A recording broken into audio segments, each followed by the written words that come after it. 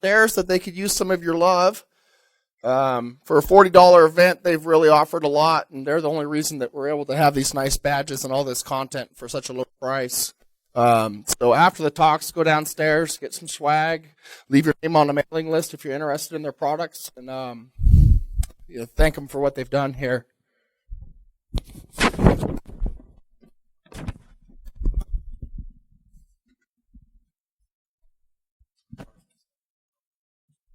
Our next speaker here is Scott Arveseth. He's going to speak on cloud security. His presentation is sponsored by Cyber 11. Scott is a security architect for a small local organization that some of you may have heard of, the Church of Jesus Christ of Latter-day Saints. Small. He's worked the security field for over 15 years and worn several hats, from developer to architect. He holds GCWN, a GCFA, a GCIH, and a GPEN. He earned his bachelor's in computer engineering, and when not at work, he enjoys spending time with his family. The abstract of this talk here, the cloud is here to stay.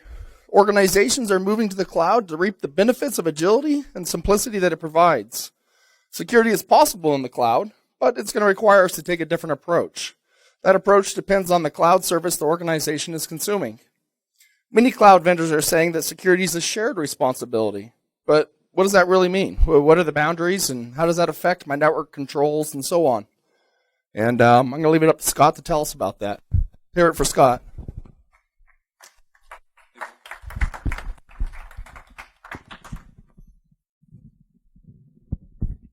Thank you. Can you hear me all right?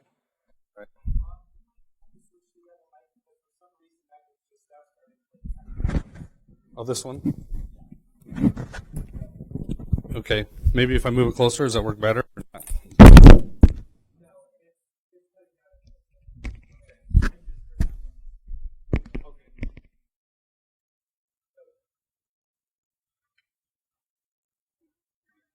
Sorry, I promise it was working 10 minutes ago.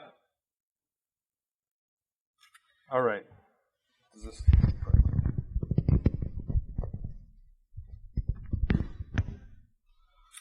All right. Well, thank you. Let's talk a little bit about cloud security. When we talk about the cloud means a lot of different things to a lot of different people. And it really depends on what you're looking at. If you're looking at infrastructure as a service, platform as a service, software as a service, or software and services, they're all different types of things of services that you can get in the cloud. And usually when we're talking about moving into the cloud, you hear a lot of things like agility, scalability, resiliency, high availability. But where does security fit into all of that?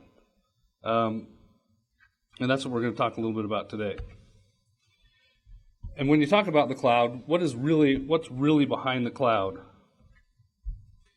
We're going to focus today a whole lot on Amazon Web Services. If you look at the Gartner reports, obviously Amazon is the clear market leader in cloud services. In the case of Amazon Web Services, you're looking at regions that are worldwide. They have 11 different regions all around the world, and basically what a region is it's a set of separate and distinct data centers. They call those things availability zones, and they have separate power, they have separate network, they have all different types of things there. They also have about 50 edge locations, or basically your CDN stuff, your static content. If you look at each one of those data centers there, you've got your traditional application stack there, where you've got your data up on top. You got your application, your app framework, operating system, your virtual network, which is basically your VMs there, running on a hypervisor on down to the physical facilities. So we approach this, we're going to look at that stack and how do we go about securing our applications out in the cloud. You see this phrase all over the place. Security is a shared responsibility, and that's especially true inside of the cloud. What you need to understand is what is your responsibility and what is your provider's responsibility. And that really depends on the type of service that you're trying to purchase from the cloud. If you're looking for software as a services, you may only be responsible for that top layer, the data. If you're looking at platform as a service, you're looking at about the app framework on up. If you're looking for infrastructure as a service, you're really looking at from that virtual network on up. When you're evaluating cloud providers, there's a few things that you really need to look at, right? Really, what sort of things are they going to be willing to go, what sort of contracts are they going to be willing to enter with you? As far as their responsibility and as far as your responsibility. When you look at what's actually in the contract, what are they putting on their limits there? What are the financial limits? What sort of things, what sort of assurances are they willing to give you? Also looking to see what those providers provide in the way of attestations, right? If you're working on, for example, building a PCI implementation out in the cloud, does your provider have a level 1 PCI compliance attestation that they're willing to give you? And has that been done by a third party rather than that organization? And you really need to make sure that those fit the need that, or fit the application that you're putting out there in the cloud. So as I said earlier, we're going to really focus in on Amazon Web Services. There's plenty of other services out there. This is just the one that I think is the most interesting to talk about. And we're going to build our application. We're going to build a basic web application, essentially, out on Amazon Web Services. We're going to talk about how we're going to secure it.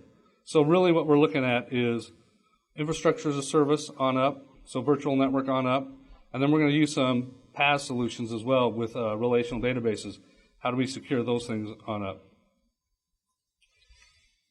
Before we build any sort of application, I think the first step we always need to do is evaluate the risk, right? What are the things that we need to be most concerned about with our application? And when you look at it, where on this stack do you think our biggest risks lie? Are they down at the virtual network layer, the data layer, the application layer? Where are those risks lie? If you look at the Verizon data breach and incident report from 2014, you see a couple things. First off, I've got the actions down there. I don't want those numbers to confuse you. The 1333277. Those are the most occurring actions that the attackers took. So for 2014, stolen creds were number 1. Exporting data were number 2. The previous year, 3 and 7. The previous year, 3 and 4. So we're really looking at the things as we trend over the last 3 years. These are really the top things that attackers are trying to do. Let's go up to look at incident classification. Web application attacks, number 1 on the list. That, as Verizon says in their report, that is the proverbial punching bag of the internet. Every web application is different. You don't have a lot of people developing those things. There are a lot of vulnerabilities in that. Even more interesting, 88% of those applications, those organizations whose web applications were attacked, did not detect it. Number 2 on the list, obviously, cyber espionage. Basically, people clicking on a link or getting sent some sort of malware in email or picking up a USB drive or doing something. Again, externally discovered most of the time. So when we look at where those risks lie, you're looking at the higher layer of the stack. We're not worried, the network type of thing is something we need to worry about, but our application is what they're going after, and that's what's going to be compromised. And we're not seeing it as organizations. When was the last time you heard of somebody breaking into a data center and taking something? You just don't hear about that, right? Doesn't occur today. So also, who are the attackers going to target? Are they going to target our users or developers or our DevOps teams? I think that's pretty obvious. They're going to be going after our DevOps teams. So let's go ahead and start building our application. Here is the Amazon AWS dashboard. We don't have near enough time to go through all of this stuff, but this gives you an idea after you get your account set up and you get logged in. Not only that, they also have a whole bunch of CLIs and APIs that you can integrate with. The whole purpose of Amazon Cloud Services is moving into the cloud, but also getting things automated. So the less that you have to do manually, the better off you're going to be. That gives you the scalability, that gives you the availability, the resiliency that you want. We're going to hit upon that throughout the presentation. So here's our basic architecture, and we're just going to kind of drill through a very quick pace all the different services that I'm going to use in this simple implementation. We start out with our account, right? That account is what's assigned to me. It has my credit card information on it, or my business information on it. Everything that I do out there, it's going to be charged back to me. With that account, I can set up essentially virtual private clouds, VPCs, anywhere in the world. We talked about the 11 regions. US East is one of those regions. They have them on the West Coast. They have them in Europe. They have them in Australia. They have them all over. Everything that I do with my account, I manage with their IAM service, Identity and Access Management. Everything that those users do with that account, I can track it with CloudTrail. So when they spin up a new VPC, when they delete VPC, when they create instances, all those types of things I can track in CloudTrail. When we talk about data storage, there's a lot of different options. Here we're just going to talk about S3, simple storage service. Since I want this to scale globally, and I may want to spin up VPCs in other areas besides US East, I'm going to use Amazon's Route 53, which will basically take a look at the clients, the users that are connecting to my service, decide which is the nearest or the best location for them to go to interact with my application, and I'll route them that way. I'm going to use a CDN as well, which is in Amazon terms is called their service is called CloudFront. There's obviously other ones besides Amazon's CDN services. Some of those other CDN services allow you to put the web application firewall out there as well, but in this case, we're not going to do that. We talked about the VPC. That's my virtual private cloud, and inside of that VPC, well, I've got my internet gateway. Then I'm going to put on my public subnet, my DMZ subnet. And then I have NACL's network access control list that I can put around those subnets. And then inside those subnets, I have security groups. We're going to talk about all of this again in just a minute. I'm just doing an overview here. All my traffic is going to come into my Elastic Load Balancer, and that's going to basically round robin to my instances. I've got a whole bunch of instances. These are built with AMIs. If you're not familiar with that term, Amazon Machine Image, which is basically just a VM image that I can use to deploy, that I can spin up my instances with. So I have several different instances here. As I mentioned, I also am using Platform as a Service with Amazon's relational databases. I have a master and slave that I'm going to be using. Everything that I do within this environment, within this account, I'm going to be able to monitor with Amazon's CloudWatch. So we'll be able to look at CPU usage, look at disk usage, all that type of thing. I'll be able to monitor that remotely. And then for the real key infrastructure that I have here, I'm going to have auto-scaling groups. So as more and more traffic comes into my website, I'm going to be able to automatically scale my web application servers and my app servers to scale horizontally to meet that demand. One of the coolest things about Amazon now when it comes to capacity planning, I don't really have to worry about that as much. What I have to make sure I do is I've designed my architecture so that it can do that automatic scaling. I've also put my all my architecture in 2 different availability zones. So for example, if availability zone 1 goes out in Amazon, I can immediately roll over seamlessly to availability zone 2 and get that high availability uptime that I'm searching for. Finally, if I do things right in the cloud, again, we talk all about automation. Automation is key. It's important.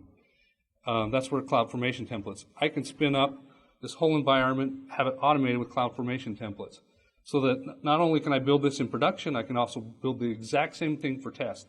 If I want to move to a new region because I'm expanding my business, I don't have to go through that whole design and deployment process again. I use CloudFormation templates, and immediately it's spun up. So let's go through a typical user connection here. User's going to go out and connect to Route 53. It's going to tell them the data center that they're going to go to. Actually, we'll send it on to CloudFront, where I've got my CDN content. And then if that doesn't have the content, obviously it's going to send it on to my load balancers, which is going to take that request, send it to my web application firewall. We'll decide whether this request is malicious or not malicious. If it isn't, it's going to forward it on to my second load balancer, which is then going to send it on to my application servers. And if they need data, they'll go to the databases.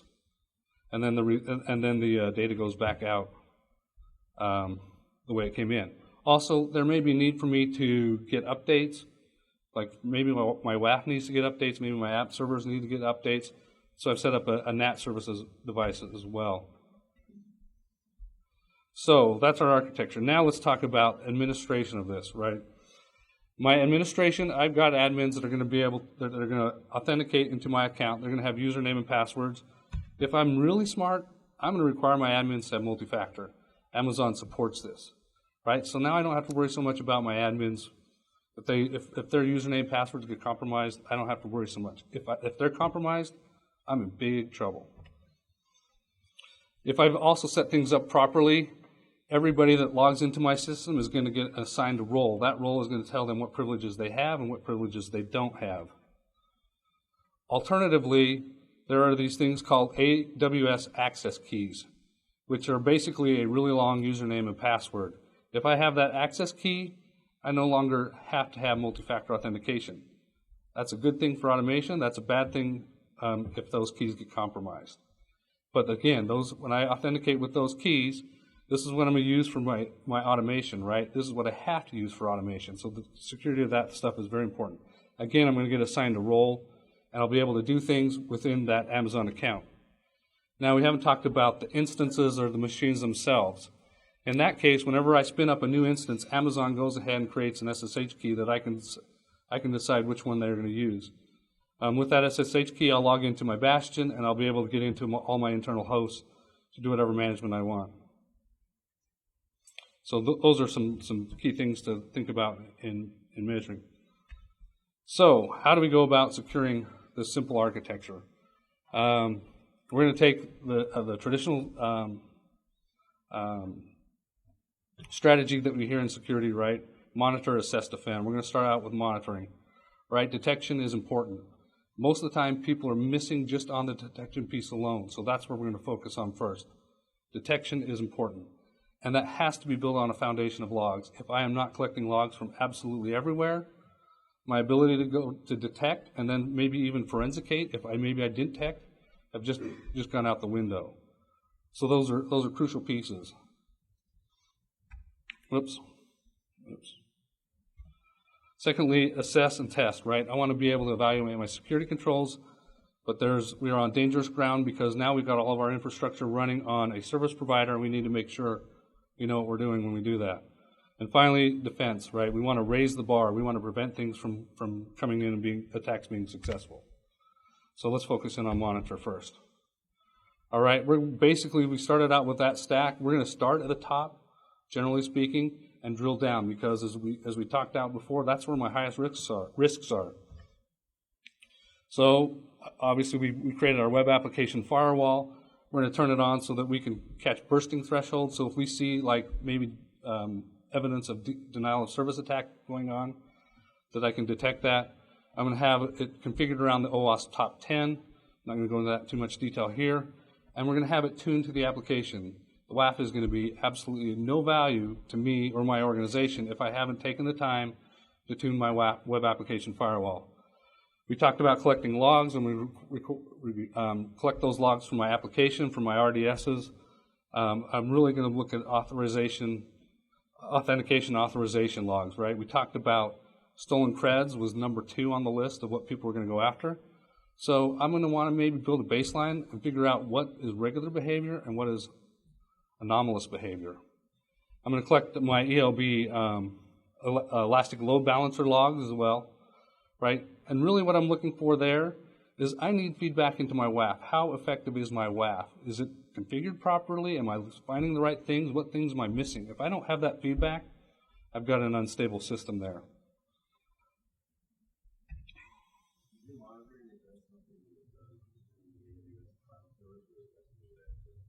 That's going to be something that I'm going to export, and we'll talk about that.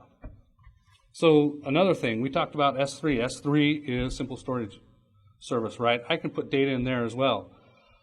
S3 access logging is not part of CloudTrail logging. It's something that I need to go turn on individually in my S3 buckets.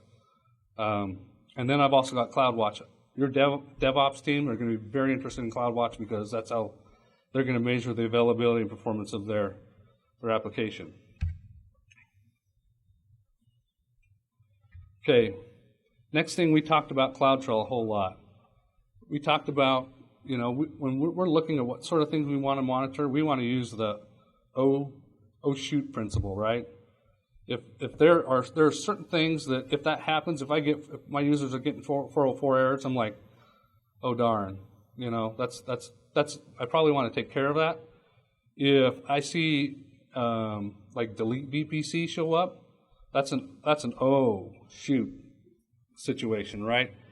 And so when I build my monitoring, I want to start at those oh shoot moments, right? Where are those things that are really going to impact me? The Amazon root account is the account that has all privileges. And if you go in and try to take privileges away from that, they just ignore it. You have all privileges with that root account. So that is one account that I want to make sure is locked down, and I want to make sure that for the most part it's never used. If I see my CloudTrail logs, if I see that root account, any activity, that's a phone call. I need to call someone and find out what's going on with that, because that should be multi-factor authentication, and probably someone else should have the hardware token to that. The other thing that I'd be very interested in is if someone goes in and turns off logging for a minute, right? Luckily, Amazon will send you the message before it stops logging, but that's very important. Same. If I got somebody maybe a little bit sneaky, maybe they update where that CloudTrail is logging. It's logging to an S3 bucket. If they change it to log to a different bucket, maybe that's another way to hide. So that's another thing. Create, delete VPC. That's a bad day in the cloud if you see that event come across your screen. Did you have a question? Yeah. Do you do testing? Like, I assume the first time you build these, you test. You absolutely want to test. Do you do continuous testing every, this 7 days, every 30 days? Do you go back and check that these things are still firing appropriately?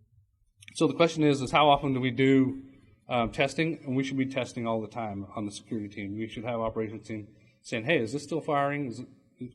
And then also, when you're building this, when you're setting this up, you have to ask the question, this is what I'm expecting, but when what's in real use is what am I expecting and what am I seeing the same thing, and how is that changing over time? And so, yes, obviously, continuous testing is very important.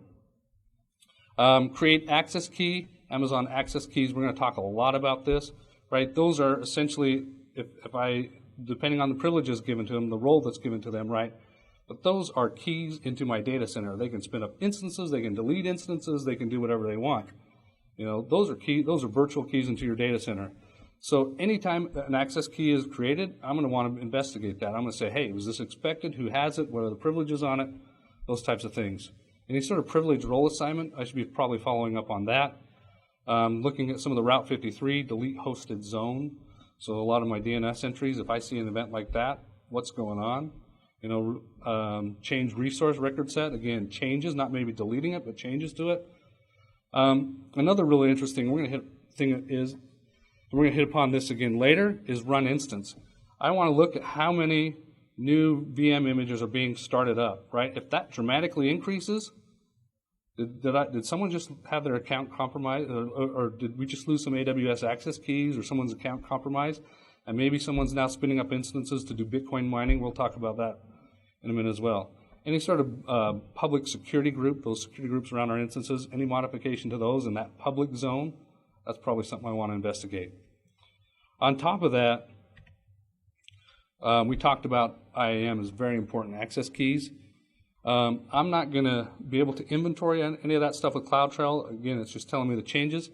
I'm going to spin up a security instance here in my application that I can go in and I can use the Amazon APIs, and I can go in and take a look at the access keys. Who are the owners? Who's the owner? When was the last date that key was recycled? Because I'm probably going to want to recycle those every 60 to 90 days. All those types of things I'm going to be interested in. Let's go down the stack a little bit. OS instances. We talk about the cloud. We talk about agility. right? If these OS instances are going to be spun up, spun down based on the load that's coming to my application. As a security expert, I need to be able to support my development, my ops team, and I have to treat those instances. This is a perfect quote that we've used in the church. We have to be able to treat them as cattle. If we're treating them as pets, we're doing it wrong. So our security strategy has to be able to meet the changes that the cloud is pushing at us. And one of the ways that I think really makes sense is file integrity monitoring. For a long time, I looked at file integrity monitoring. I said, this makes sense, but it is really hard. Here's a situation or a scenario where I think file integrity monitoring makes sense, right? I want to take those instances, those AMIs that I've got, and I want to snapshot them, right? These things are going to be spun up automatically, spun down automatically. It should be easy for me to tell if one of these things is not like the others, right? And if it isn't, then that's something I probably want to investigate. It's going to require me to put a little more process, be a little bit more disciplined, right? Anytime I have new code deployed, anytime we start using new AMIs, patching, I'm going to keep those up to date. But again, it's just, here's my image, boom. If it changes, I need to be aware of that, right? I'm also going to want to collect syslog and event logs because if something does occur, I may want to do some forensics there. All right, so we talked about the event monitoring system. I call it event monitoring system because I think in the cloud it makes a lot of sense that the events and the things that I'm looking at from a security perspective is also available to my my developer and my operations team, right? There's a good synergy there. A good synergy there that they're going to want to look at their logs for operational performance. I'm going to want to look for security. If we can bring those things together, that makes a lot of sense in my mind. And again, we talked about that oh shoot principle. Those are the things I'm going to want to start looking at. And then once I've got those in place, I'm going to want to start looking down into the system. Moving forward, let's go into assess. All right. So do you like working in the technology field? Do you want to keep it that way? You need to be very careful about how you do assessment in the cloud. You're running on someone else's infrastructure, and so if you just go out there and do that, you can get yourself into a lot of trouble. Not just talking to the cloud provider, you also need to talk to the organization you're working at, because you may have permission from the cloud provider, but not from your organization. That will get you into just as much trouble, right? Pen testers talk about getting written permission. They call that their get out of jail free card, right? If I have that written permission, that tells me what I can do, and that I have been given that authorization to do it. So, word of warning to you. Okay, so let's start looking at assess and test. Going back down through our stack. So static code analysis. There are a lot of tools out there that you can buy right now that will do static code analysis, look for secure coding practices, look for plain text credentials. We're also going to want to look for plain text access keys in there, right? If those access keys are in there, then anybody who has access to that code, they can get those keys, and I'm going to have an oh shoot moment for sure, right? We talk about DevOps all the time, but why don't we insert security into that whole process? Who on my DevOps team is the belly button, the person responsible for security? I think that's something that we got to look at when we move to the cloud. We could have risk managers, we have security architects that these people can come to and talk to. But when it comes down to it, who is responsible for security on that dev team? And as they're building this, as they're writing their code, as they're doing all these things, who's responsible to make sure that all those security tasks gets done? Cloud formation templates. We talked about that, the ability to create our application out there in the cloud. We should have a process about reviewing that before running that and pushing things out into production. Drilling down a little bit, we talked about this before, incident identity and access management. We should be looking at what roles and who has the responsibility to make sure that those roles assigned are people moving in and out of the development team, make sure that that's up to date.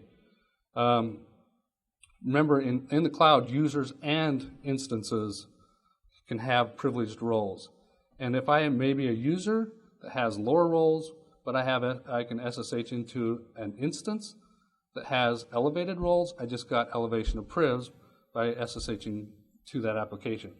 So I should be looking at real closely what type of roles I'm assigning to my instances and what's going on there. And another important thing is separation of duties. This is not anything new to anybody here. We're going to talk about why that's really important in the cloud, though.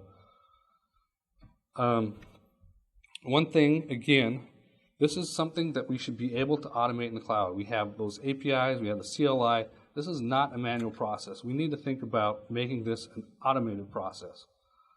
That way, it's done automatically. I don't have to spend a lot of time or resources in order to do this. Okay, we want to look at the AMIs, Amazon Machine Image. We want to make sure that we're looking at those to see what ones are in use. There's a lot of AMIs that are out there. They're built by other people. We don't know who those people are. If we start using those, what sort of risk have we just exposed our organization to, right? So assessing what we're using there. Security group configuration, we'll talk about that more. That's the network controls around each instance or group of instances. And Amazon has another thing called Trusted Advisor that is basically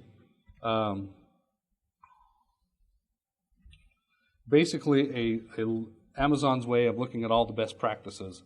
And I apologize, this isn't a very clear capture that I've got here, but it's going to go through and look at all the common mistakes that people have made in moving to the cloud. So, for example, MFA not on the root account. That is a check, and you will get that in Trusted Advisor. Again, this is the console view of it. This is also available in the CLI. That's something you can automate. If anything that shows up here as being a risk, you can put it into your event management system and have someone look at it. It looks at S3 bucket access controls. It looks at CloudTrail logging. It looks at a whole bunch of things. We're not going to go into all those here. All right, let's talk about defense real quickly. Okay, we're going to look at this. This covers the whole stack initially, right? Contractual agreements, vendor attestations, right? I want to make sure that the portion that the vendor is responsible for, my cloud provider is responsible for, is covered in my contracts. If it's not, even though I may think that I don't have to worry about those things, I still do because it's not in my contracts. I also want to look at vendor attestations, right? That's important to make sure that what they're saying has been validated by a third party. All right, we talked about a resilient architecture, and we're going to go over that a lot. When you're looking at the cloud, resilient architecture means a lot of things. First, your application has to be decoupled. Your instances that are out there running have to do one thing and that one thing really well. If it's doing a lot of things and is relying on state on other systems and stuff like that, I've not decoupled my application. It's likely that I'm not going to be successful in a auto-scaling implementation in the cloud. We talked about multi-availability zones, so if one availability zone goes down, that I can roll over to the other one without it affecting my uptime. And obviously, security is important. We talked about automation is key in the cloud. Also, I want to make sure that all of my snapshots and my backups of my data that I have a process in place there. My EBSs, those basically that's going to be my elastic block storage. When I spin up a new instance, there is a portion of that instance that is volatile, and that when I stop or shut down that instance, it disappears. It's no longer there. And then I have my attached storage, the EBS. That's going to be non-volatile. And I can take that EBS and I can detach it from one instance and attach it to another one. That's where I'm going to be able to keep my data static. I'm going to need to have backups of all that. Okay, let's start out with encryption. Amazon has a great service called Key Management Service, KMS. It's basically centralized key management. Any access to those keys is going to be tracked in CloudTrail.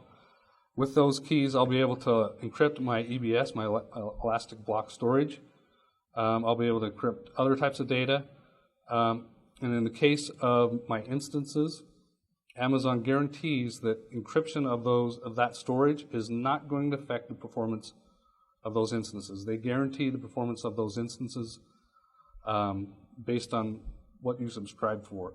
So this is a no-brainer, right? This is not going to impact your application by encrypting your data that's maybe on the drive. I can encrypt credentials and maybe other other sensitive data.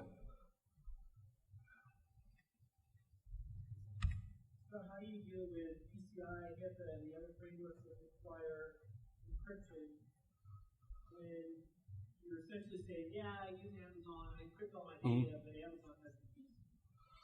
Right. Talk to me about that after, because PCI is going to be a little bit different. I know that people are are achieving PCI compliance in the cloud, but that's a pretty involved response, I think. So let's talk about that after. Amazon just announced a different service that lets one of their advertising. Right, they do have that service. They have three different methods for encryption. One is Amazon contains the keys to using free building. Right. Yeah, I mean, our only solution was we get the key. Hopefully, we never let go of that. Right. Right. So, looking at our application, we're going to hit up on this again, web application firewall. We had it out there in monitor mode. We need, in order to really defend our organization, we need to get it to blocking mode. That's, again, going to require some discipline on me working with, or whoever it is that handles the web application firewall, working with the dev team, making sure that I'm in the change control process. So anytime they roll something out, I'm there with my new WAF policy, and that we're able to validate that, right? We want to block, obviously, the malicious traffic, and if I can get this into blocking mode, you know, if I get like a denial of service attack coming to me, and I block that at my WAF firewall, then I am not spinning up instances behind my back-end web application servers. I'm not spinning those up and paying those additional charges to service that additional traffic. I'll have to do that with my web application firewall, but I don't want to have to do that in two places. So, again, rate limiting, being able to, if I'm getting the same IP hit me over and over again, I can turn that on and save some money. And let's talk about a little bit about evaluating our WAF effectiveness through our HTTP request logs. I think maybe this may be a common practice, but do you ever take a look at your request logs, and let's say that what I want to do is I just want to see the length of the request, like maybe the full URL request, the URL and the query string. And I just want to do a histogram plot of that. Let's say that I see the average request that I'm seeing is 50 bytes. Those are usually 50 bytes long. I'm just totally making that up, right? And that's the majority of it. And then I have this corner case where it's a whole lot more than 50 bytes. Maybe it's 200 bytes or something like that. And so maybe I focus in on that. Wow, that's abnormal behavior. Let's take a look at that data. Let's also throw in what the status code is. You know, is it a 200 okay? Is it a 404? Is it a 500 error? Let's take a look at those status codes. Oh, wow, I've got a whole bunch of 500 error codes or maybe no responses or stuff like that. Let's drill into those. Oh, wow, I've got SQL injection going on there, or I may have cross-site scripting, I may have someone trying to upload a malicious file. Let's go back and see, hey, is our WAF catching that? Is it seeing that? You know, good feedback test there. Okay, so let's move back down to our application framework, right? Who here has time to manage two identity providers, right? We talked about how we have IAM out there in Amazon. You also have the stuff that you have at work. Well, Amazon has made it possible for you to use things like SAML authentication. So you can authenticate to your own identity provider, manage all your roles, your group memberships there, and then take that, and then when you authenticate, your IDP gives you back your SAML token. You then pass that on to Amazon, says, hey, here's my SAML token, and then it assigns you a role. And then with that role, I can go in and do whatever I need to. Also, I can take that and I can do the same sort of thing with my API authentication or my CLI authentication, where I can authenticate. It will give me back a temporary access token that usually has a maximum life of an hour. So now, with all my DevOps, rather than giving them permanent access keys, I can give them temporary access keys that have an expiration date on them. Awesome, right? My applications, Not all applications are to this point yet, but they need to get to this point where they can use those EC2 instances. Remember, we can assign those a role to give them specific capabilities, permissions to do things on Amazon Cloud or Amazon services. All my applications should be using those instance roles. Again, those instance roles have an access key that they can access from essentially their Amazon environment that expire. So every, and they have a, I don't know what the expiration is. It's probably about 8 hours, I think. So that those are constantly recycled. Here, now I'm reducing the number of keys I have to generate. That is a very good thing.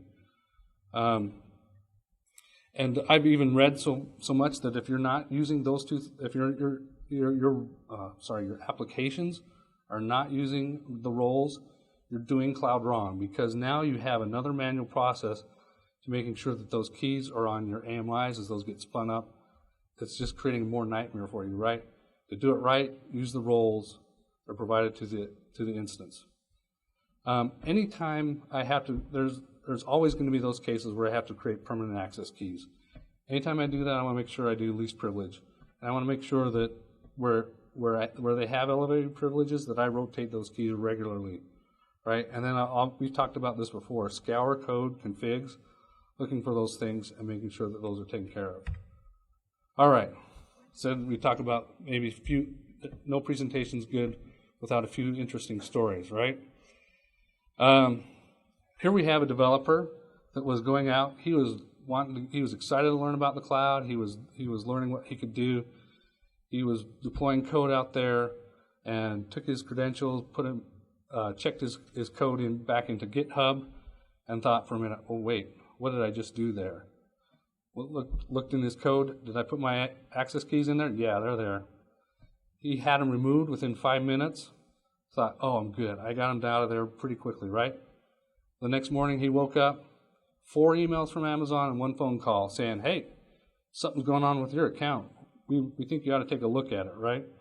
140 servers were spun up, probably Bitcoin mining, and he was stuck with a $2,300 bill, right? Luckily, he was able to explain to Amazon what was going on, and they were kind. This one time, we'll drop the charges. I don't think Amazon's going to do that through infinity, right? So access key management is very important. Just a developer, right? Not even an organization. All right.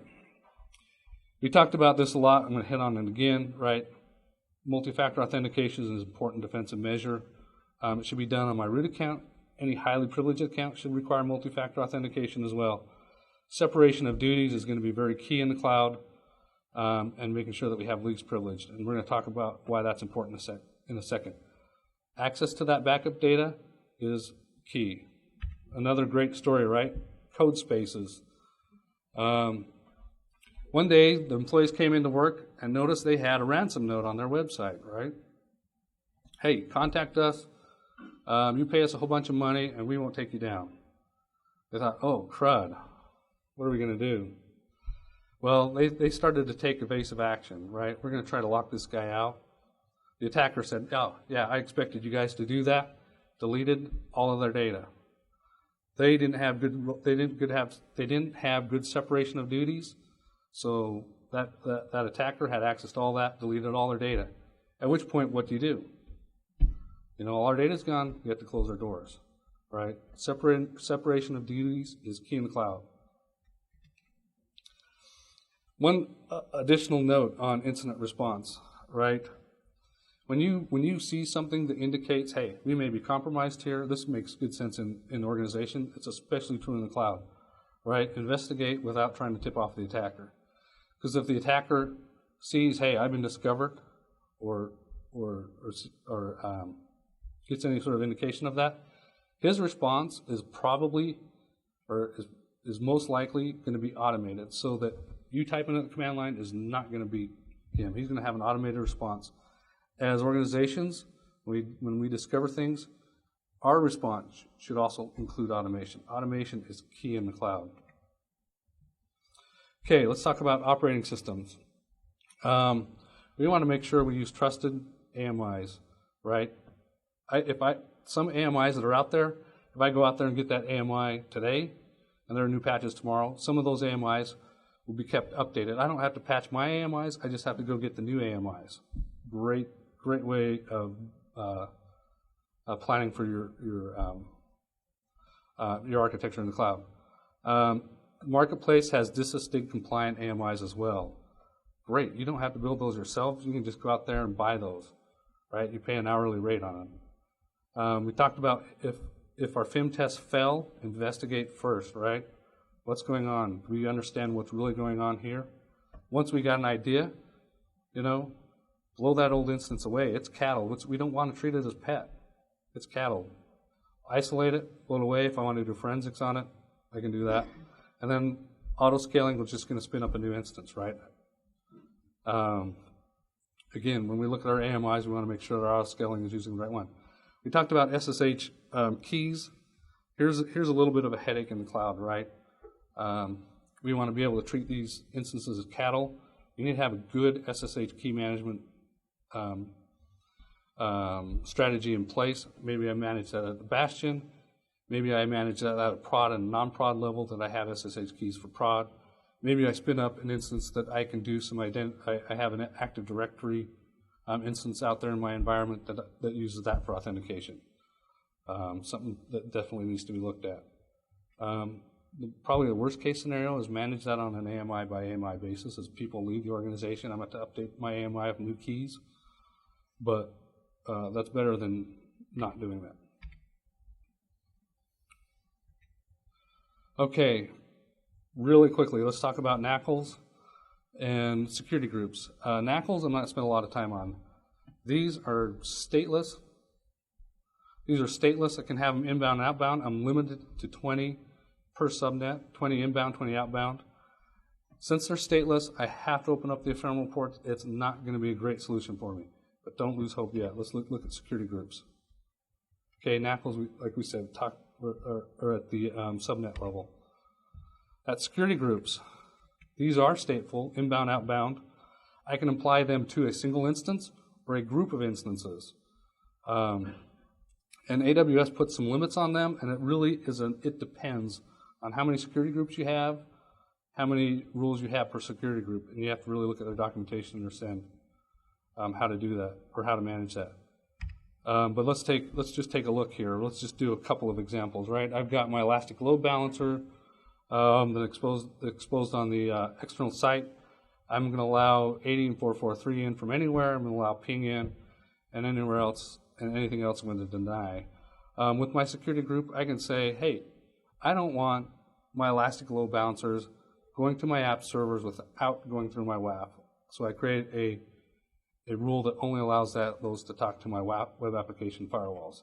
This gives us very granular control at a network layer of who can talk to who within my application.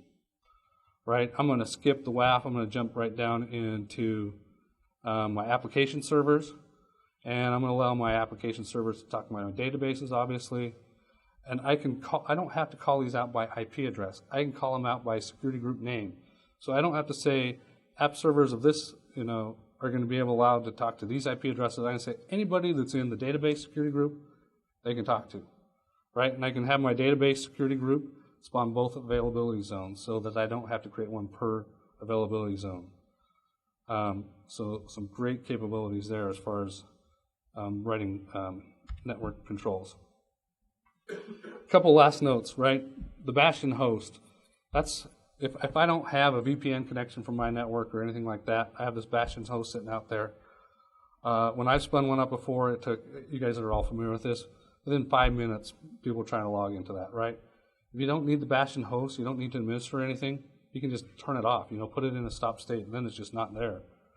But let's take this maybe one step further, right? Is there such a thing as cloud nirvana where nobody needs to have access to my environment?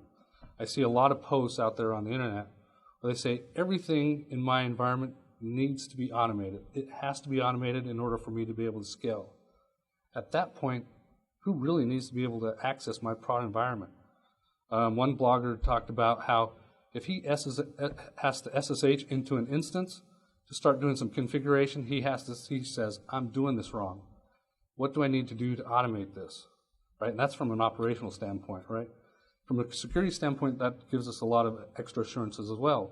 But my prod environments that are out there, I don't have to worry about my admins being able to get into that and do things, right? I have to manage the processes around that, but not that instance itself, that environment itself. If I can do that, if I can get that automation in place, I also can now spin up, take that exact thing, spin up a test environment, spin up a new environment out in Africa or wherever else I want to start doing businesses. All automated. I can probably do that within minutes, right? Or at the worst case, hours, to bring up a whole new environment. So, additional resources. Amazon has a whole bunch of security white papers. They're updating these constantly. If you go to aws.amazon.com or docs, they have a whole lot of great information out there. A few other things. Quick Labs is another great thing. For like $40, you can go out and buy Amazon Quick Labs. They have a whole lab for you to do that give you instructions on what to do. And they have things covering from the APIs, CLIs, that sort of thing, to auto-scaling, to CloudFormation templates, to all sorts of stuff. Great resources out there. All right? With that, that's it. Thank you.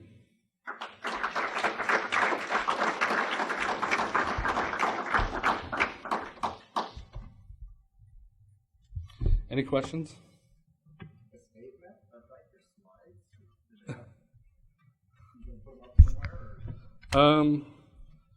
I could make them available. I think these are being recorded, right? So this will be on YouTube as well. So if you want to, you can send me an email.